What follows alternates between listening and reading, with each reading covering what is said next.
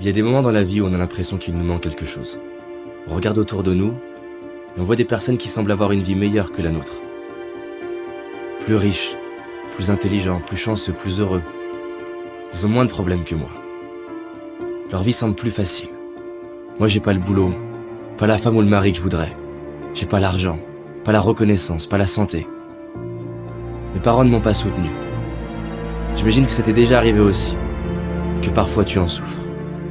Tu souffres de ce que tu n'as pas, de ce que tu as perdu, des séparations, des échecs, des regrets. Tu souffres de croire qu'il te faut plus. Tu penses que ta vie serait mieux si elle était différente. Ces jours-là, on se focalise sur ce qui nous dérange. On croit que la vie est dure. Et quand on fait ça, on oublie tout ce qu'on a, le corps qu'on a, les gens qu'on aime, la chance qu'on a. Alors oui, nous pourrions certainement avoir plus. Oui, il y en a qui ont ce que nous voudrions. Mais ouvrons les yeux. À l'époque, les rois auraient payé des fortunes pour avoir accès à ce qui nous semble banal aujourd'hui. Rien que pour avoir la chance d'accéder à Internet par exemple. Alors regardons autour de nous.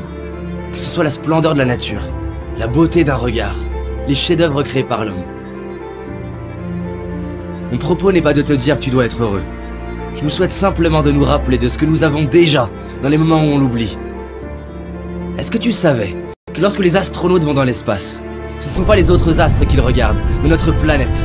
Ils se retournent vers la Terre. Des larmes coulent sur leur visage. Ils voient l'humanité comme ne formant qu'un. Plus de barrières, ni de frontières. Si je te parle de ça, c'est parce que près de 50 études très sérieuses sont arrivées à la conclusion que la pratique de la gratitude est un des moyens les plus efficaces pour notre bien-être. Tu as certainement déjà remarqué comme on se rend compte de la valeur des choses une fois qu'on ne les a plus. Alors c'est ça la solution? Il faut perdre ce qu'on a pour l'apprécier?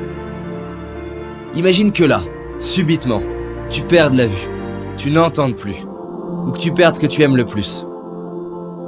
Comment te sentirais-tu? Et imagine qu'un an après, on t'annonce que tu les retrouves. Sincèrement, ce serait pas le plus beau jour de ta vie? Ben, j'ai une bonne nouvelle. Ce que tu aurais cru perdre, tu l'as aujourd'hui. Alors stop à tous ces mensonges qu'on ose croire. Stop aux regrets qui me font croire que c'était mieux avant. Stop à la comparaison qui me fait croire que ce serait mieux autrement. Stop à l'impatience qui me fait croire que ce sera mieux plus tard. Et décidons d'ouvrir nos yeux et d'apprécier la magie de la vie. Je te propose de respirer avec moi, de fermer les yeux, de laisser défiler les personnes déjà présentes dans ta vie et pour qui tu ressens de l'amour. Prends le temps de voir leur visage, leur expression bien à elles, leur regard, le son de leur voix. Tu peux même retrouver des moments où tu vois l'amour qu'ils te portent à travers un regard, un geste, une attention, des paroles. Tu peux toi-même voir ou sentir ces moments dans ta vie où ton cœur était rempli d'amour à la vue d'une personne, d'un paysage.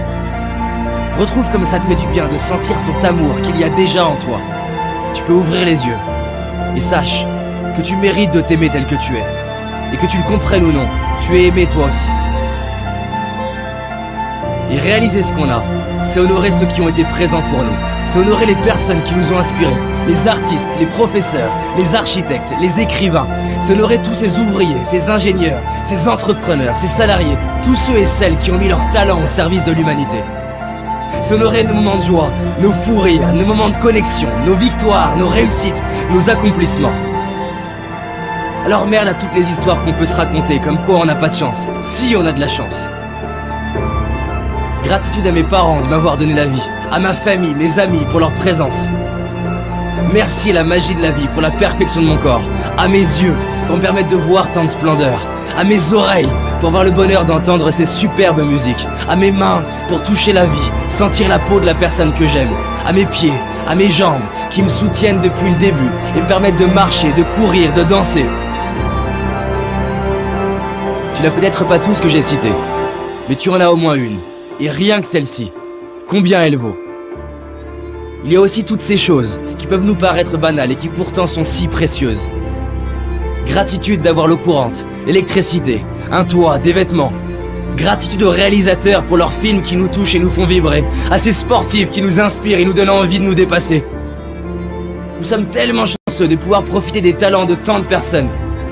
Merci à tous ces inconnus qui contribuent par leur simple présence, leur simple travail, à rendre notre vie plus facile. Aujourd'hui, je décide de dire merci. Je décide d'ouvrir les yeux sur la chance d'avoir la vie que j'ai. Je décide d'honorer tout ce que la vie me donne depuis ma naissance. Je décide de vivre, comme si chaque jour je venais de récupérer ce qui est le plus cher pour moi. Et toi? S'il te restait 24 heures à vivre, qu'est-ce que tu ferais? Les gens répondent souvent qu'ils réaliseraient la chance qu'ils ont.